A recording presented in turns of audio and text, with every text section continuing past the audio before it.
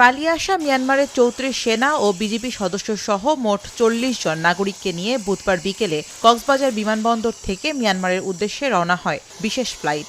এর মধ্যে দিয়ে প্রথমবারের মতো আন্তর্জাতিক কোনো গন্তব্যে বিমান গেল কক্সবাজার থেকে। এ সময় বিমানবন্দর ঘিরে নেওয়া হয় কড়া নিরাপত্তা ব্যবস্থা।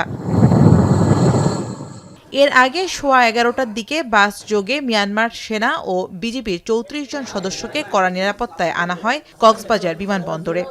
বান্ডেল থাকলে প্রতি সেনমানিতে টাকা বাঁচবে। বিকাশ সেনমানি বান্ডিল কিনে জিতুন প্রতি লেনদেনে। বেলা ১১:৩০টার দিকে কক্সবাজার জেলা কারাগার থেকে বিভিন্ন মেয়াদে সাজাপ্রাপ্ত মিয়ানমারের ৬ নাগরিককে আনা হয় পিজন ভ্যানে। কক্সবাজার বিমানবন্দর থেকে যেহেতু আন্তর্জাতিক ফ্লাইট এটি প্রথম, তাই বিশেষ ব্যবস্থায় সম্পন্ন করা হয় ইমিগ্রেশন সহ সব প্রক্রিয়া।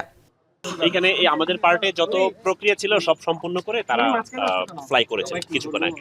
আগামী জুনে এই বিমানবন্দর থেকে নিয়মিত আন্তর্জাতিক রুটে ফ্লাইট চালানোর আশাবাদ জানান বেসামরিক বিমান চলাচল কর্তৃপক্ষের চেয়ারম্যান। কক্সবাজার আন্তর্জাতিক বিমানবন্দর থেকে নর্মালি কাস্টমস ইমিগ্রেশন করেই তো বাইরে যায়। তো এই সমস্ত প্রসিজার মানে লিমিটেড স্কেলে হইলেও তো টেম্পোরারি ওখানে বসাইতেছে সব কাস্টমস ইমিগ্রেশন আদার্থিক। তো ওইটা একটা মানে আন্তর্জাতিক বিমানবন্দর চালু হওয়ার আগে এটা একটা ইয়ে হয়ে গেল আর কি, মানে ট্রায়াল হয়ে গেল আর কি। এর আগে ৭৫২ জনকে ৩ দফায় নৌপথে ফেরত নেয় মিয়ানমারের জান্তা সরকার। একইভাবে মিয়ানমারে আটকে থাকা ২১৪ জন বাংলাদেশি নাগরিকও দেশে ফেরত আসেন। এখন কক্সবাজার।